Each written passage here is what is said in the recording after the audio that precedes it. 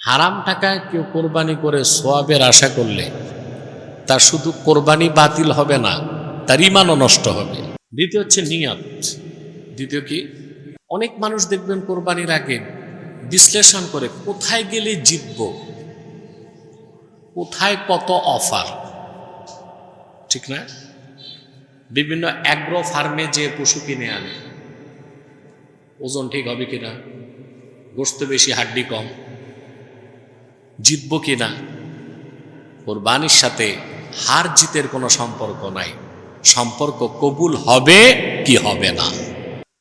আগামীকাল হচ্ছে ইয়াউমুন নাহর,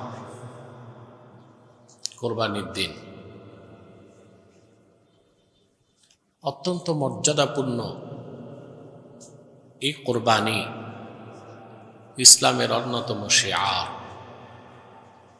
শিআরুম মিন শাআইরিল ইসলাম, ইসলামের অন্যতম নিদর্শন।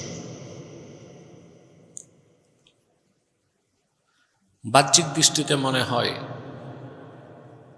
পশু জবাই করে গোশত খাওয়ার এক মহা উৎসব কোরবানি।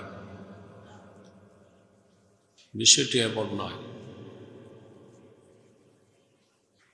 বরং আল্লাহর পয়গম্বর হযরত ইব্রাহিম খলিলুল্লাহর নিরঙ্কুশভাবে আল্লাহর হুকুমের সামনে আনুগত্যের মস্তককে অবনত করে আত্মসমর্পণের মাধ্যমে মুসলিম হিসেবে তিনি যে স্বীকৃতি পেয়েছেন আল্লাহর পক্ষ থেকে, যতগুলো পরীক্ষায় তিনি উত্তীর্ণ হয়েছেন, তার মধ্যে সবচেয়ে বড় পরীক্ষা ছিল কোরবানি। পরীক্ষায় উত্তীর্ণ হবার পরে হযরত ইব্রাহিমের সেই আনুগত্য, সেই ইবাদত, সে আত্মসমর্পণকে চিরস্মরণীয় করে রাখার জন্যে আল্লাহ তাআলা উম্মতে মুহাম্মাদীর ধনীদের উপর কোরবানিকে ওয়াজিব করে দিয়েছেন।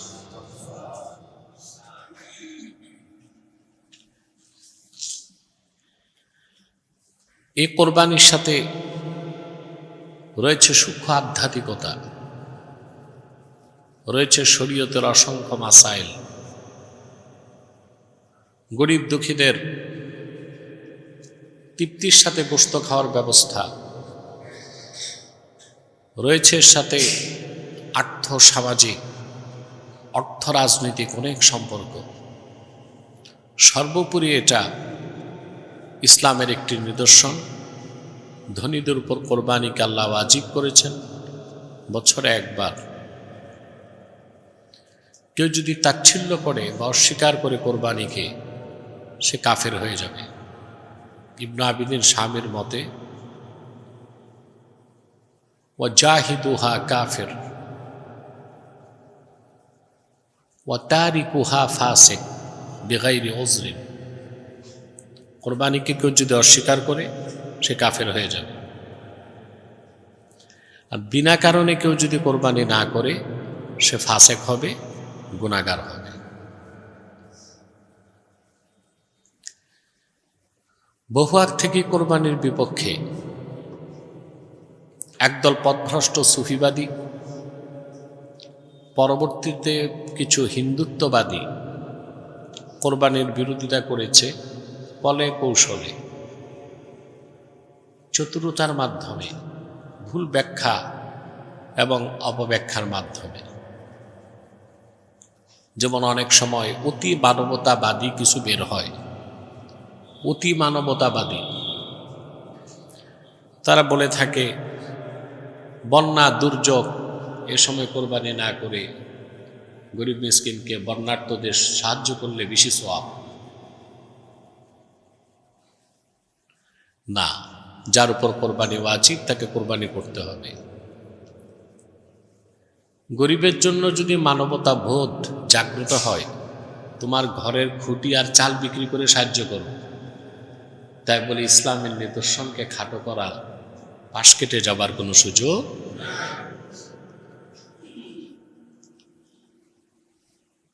সম্মানিত সুধী,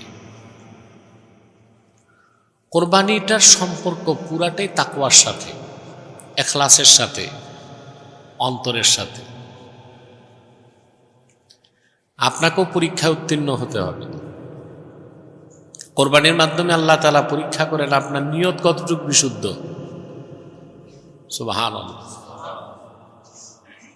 কার নিয়ত কতটুকু ভালো, আল্লাহ তাআলার জন্য কে কতটুকু উৎসর্গ করতে পারে তার সম্পদ, এই পরীক্ষাটা আল্লাহ কোরবানির মাধ্যমে আমাদের থেকে নেন কি না? কোরবানি দেওয়ার কারো উদ্দেশ্য থাকে সোশ্যাল স্ট্যাটাস, সামাজিক তার প্রভাব ধরে রাখা। মনে করে সবাই কোরবানি দেবে, আমি দিব না, এটা কি হয়? এর জন্য অনেক জায়গায় দেখা যায় ব্র্যাক বা গ্রামীণ ব্যাংক থেকে সুদে টাকা নিয়ে কোরবানি দেয়। নাউজুবিল্লাহ। বছর ভরে সুদ খায়, তারপর সুদের টাকা থেকে কি করে? কোরবানি। হারাম টাকায় কেউ কোরবানি করে সওয়াবের আশা করলে তার শুধু কোরবানি বাতিল হবে না, তার ঈমানও নষ্ট হবে। ঈমানও। এখানে একটা পরীক্ষা। দ্বিতীয় হচ্ছে নিয়ত। দ্বিতীয় কি? অনেক মানুষ দেখবেন কোরবানির আগে বিশ্লেষণ করে কোথায় গেলে জিতব, কোথায় কত অফার, ঠিক না? বিভিন্ন অ্যাগ্রো ফার্মে যে পশু কিনে আনে, ওজন ঠিক হবে কিনা, গোশত বেশি হাড্ডি কম, জিতব কিনা। কোরবানির সাথে হার জিতের কোনো সম্পর্ক নাই, সম্পর্ক কবুল হবে কি হবে না। কবুল হবে কি? সুবহানাল্লাহ। আল্লাহ কি সবারটাই কবুল করেন?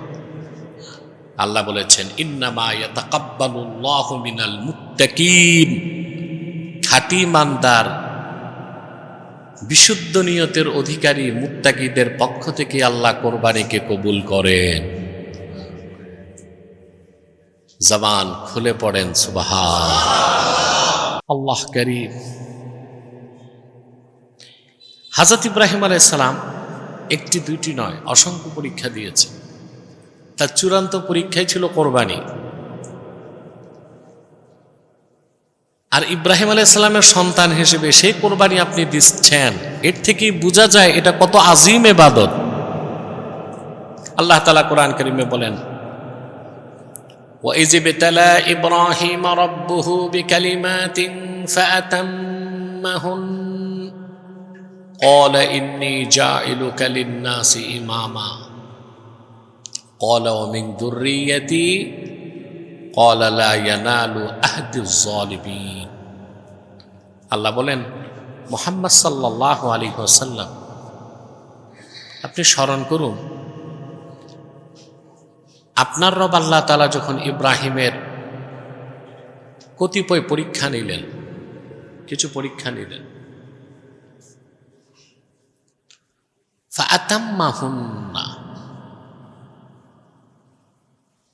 এর অর্থ কামা বিহিন্না ইব্রাহিম। আল্লাহর পক্ষ থেকে প্রত্যেকটি পরীক্ষা হযরত ইব্রাহিম দিলেন অটল অবিচলভাবে, নিখুঁতভাবে, এবং প্রত্যেকটি পরীক্ষায় তিনি উত্তীর্ণ হলেন। বলেন সুবহানাল্লাহ। আল্লাহ তাআলা ডাক দিয়ে হযরত ইব্রাহিমকে বলেন ইন্নী জাইলুকা লিন-নাসি ইমামা। ইব্রাহিম, তুমি পরীক্ষায় তো উত্তীর্ণ, আমি তোমাকে মানব জাতির নেতা বানিয়ে দেব। সুবহানাল্লাহ। মানব জাতির নেতা। নেতা হতে পরীক্ষা লাগে। যদি নেতা হয় মুত্তাকিদের নেতা। কাদের নেতা? ভালো মানুষের নেতা হতে হলে কি লাগবে? পরীক্ষা লাগবে।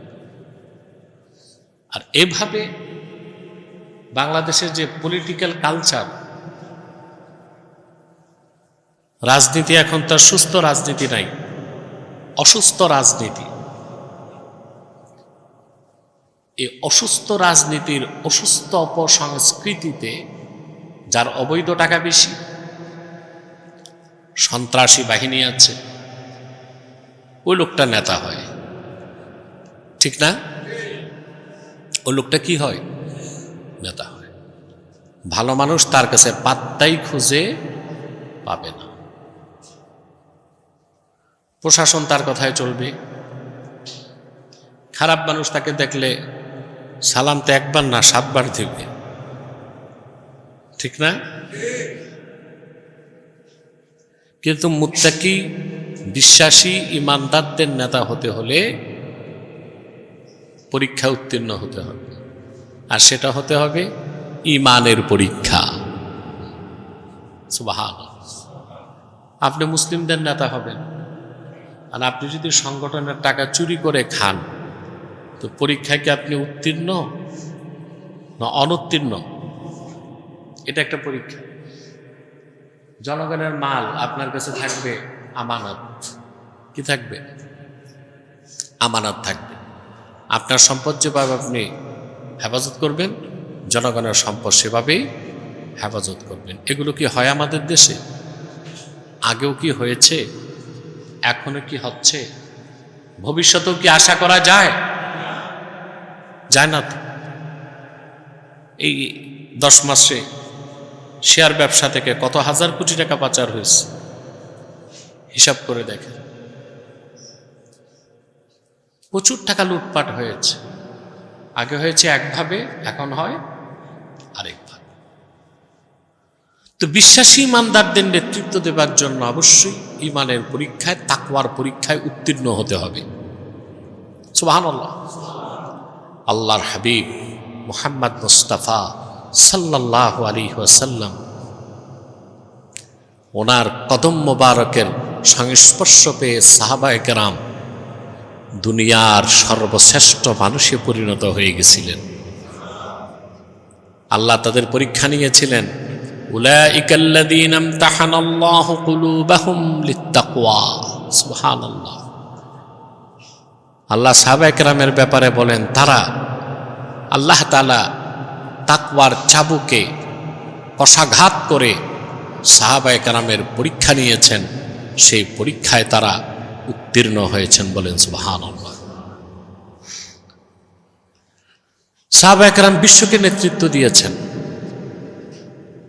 একজন সাহাবী দেখেন, হযরত ওমর রাদিয়াল্লাহু তাআলা আনহু। সুবহানাল্লাহ। ধুলার তখতে বসে অর্ধেক পৃথিবী শাসন করেছেন। হযরত ওমর রাদিয়াল্লাহু তাআলা তাকওয়ার মানদণ্ডে উত্তীর্ণ হয়ে গিয়েছিলেন। সাহাবায়ে কেরামের অন্যতম পরীক্ষা ছিল তাকওয়ার পরীক্ষা।